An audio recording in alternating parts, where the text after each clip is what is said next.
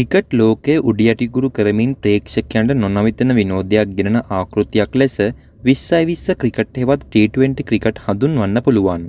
ලෝ ප්‍රථම ජාත්‍යන්තර 2020 තරගයේ ක්‍රීඩා කරන්නේ 2005 වසරේදී ඕස්ට්‍රේලියාව සහ නවසීලන්තය වන අතර ශ්‍රී ලංකා කණ්ඩායම් ප්‍රථම වරට 2020 තරගයක් ක්‍රීඩා කරනු ලබන්නේ 2006 වසරේදී එංගලන්තයේ සමගයි. ඉතින් යාළුවනේ අද අපි කතා කරන්නේ ශ්‍රී ලංකාව ක්‍රීඩා කළ ප්‍රථම ජාත්‍යන්තර 2020 තරගයේ පිළිබඳවයි.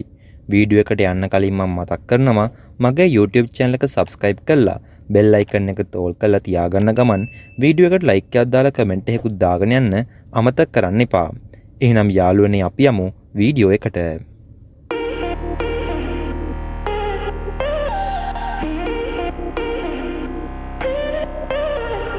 2006 ජුනි මාස 15 වන දින සවුත්හැම්ප්ටන් ක්‍රීඩාංගණයේදී එංගලන්තයට එරෙහිව ශ්‍රී ලංකා කණ්ඩායම සිය ප්‍රථම ජාත්‍යන්තර 2020 තරගයේ ක්‍රීඩා කරා.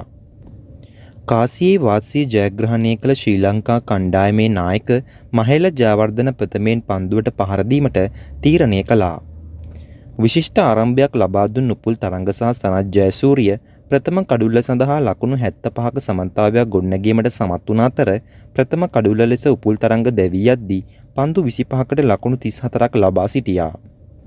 අපරීක්ෂාකාරී ලෙස දිවීමේදී ලකුණු නොලබා සිටි මහේල ජයවර්ධනගේ කඩුල්ල දැවී යනවත් සමගම ආරම්භයේ සිට ප්‍රවේගකාරී පිතිහරඹයක නිරතව සිටි සනත් ජයසූරිය ලකුණු 41කට දැවී ගියා. එතෙන් පටන් ශ්‍රී ලංකා කණ්ඩායමේ කිසිදු පිතිකරුවෙකුට සාර්ථකව පිටියේ ස්ථාවර වීමට එංගලන්ත පන්දු යවන්නන් ඉඩ ලබා දුන්නේ නැත. නමුත් නියමිත පන්දු වාර 20 අවසානයේදී සියලු දෙනා දැවි ශ්‍රී ලංකා කණ්ඩායම ලකුණු 163ක් වාර්තා කිරීමට සමත් වුණා. චාමර කපුගෙදර ලකුණු 22ක් සහ කුමාර සංගක්කාර ලකුණු 21ක් ලබා ගැනීමට සමත් වුණා. ලසිත් මාලිංග 1-4 පාරක් සමගින් පන්දු 12ක් තුල ලකුණු 13යි. එංගලන්ත පන්දු යැවීමේදී පෝල් කෝලින්වුඩ් කඩලු 4ක් වාර්තා කිරීමට සමත් වුණා. පිළිතුරු ඉනිම ක්‍රීඩා කිරීම සඳහා පිටියට පිවිසි එංගලන්ත කණ්ඩායම ප්‍රථම කඩුල සඳහා මාකස් ට්‍රෙසොතික් සහ නායක ඇන්ඩ්‍රූ ස්ට්‍රෝස් ලකුණු 59ක සමතාවයක් ගොඩනැගුවා. දිල්හාර ප්‍රනාන්දුගේ පන්දුවක් හමුවේ පන්දුව කෙලින්ම කඩුල්ලේ වැදි ලකුණු 33ක් ලබා සිටි ඇන්ඩ්‍රූ ස්ට්‍රෝස් ප්‍රථම කඩුල්ල ලෙස දවා ගැනීමට හැකි වුණා. දෙවැනි කඩුල්ල ලෙස සනත් ජයසූරිය එල්ල කළ පන්දුවක් හමුවේ ලසිත් මාලිංග අතර උඩ පන්දුවක් ලබා දීමෙන් ලකුණු 17ක් රැස් කර සිටි කෙවින් පීටර්සන් දවා ගැනීමට හැකි වුණා. එංගලන්තයට ජයග්‍රහණය සඳහා ලකුණු 164ක ඉලක්කයක් සහ මාකස් ට්‍රෙසොවික්ගේ පිත්තෙන් ලකුණු 72ක් ගලා යද්දී බොහෝ විචාරකයන් පවසා සිටියේ එංගලන්තයට පහසුවෙන් මෙම තරගයේ ජයග්‍රහණය කිරීමට හැකි වේ කියා.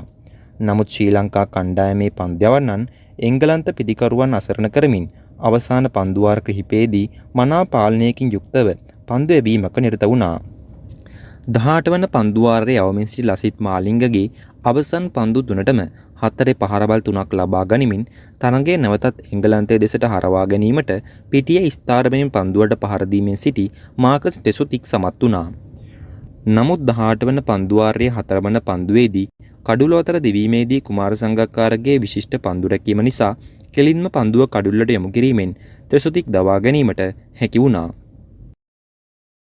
තරගයේ හැරවුම් ලක්ෂ්‍ය සනිටුවන් කරමින් දිල්හාර ප්‍රනාන්දු විසින් එල්ල කළ අවසන් පන්දුවාරයේ පීඩනයේ හේතුවෙන් ශ්‍රී ලංකාවට ලකුණු 2ක විශිෂ්ට ජයක් ලබා ගැනීමට හැකි වුණා. පන්දු යැවීමේදී කඩලු 2ක් සහ පන්දුවට පහර දීමේදී ලකුණු 41ක් ලබාගත් සනත් ජයසූරිය තරගයේ වීරයා සම්මානය හිමි කරගත්තා. ක්‍රීඩා කළ මංගල ජාත්‍යන්තර 2020 තරගයේම ජයග්‍රහණයකින් ආරම්භ කිරීමට ශ්‍රී ලංකා කණ්ඩායමට හැකි වුණා. ඉතින් යාළුවනේ වීඩියෝ එක හොඳයි කියලා හිතනම නම් මගේ YouTube channel එක subscribe කරලා තියාගන්න ගමන් ක්‍රිකට් පිළිබඳ උනන්දුවක් දක්වන ඔයාගේ යාළුවන්ට share කරන්න අමතක කරන්න එපා. ඕගොල්ලෝ හැමෝටම ජයග්‍රාහී දවසක්.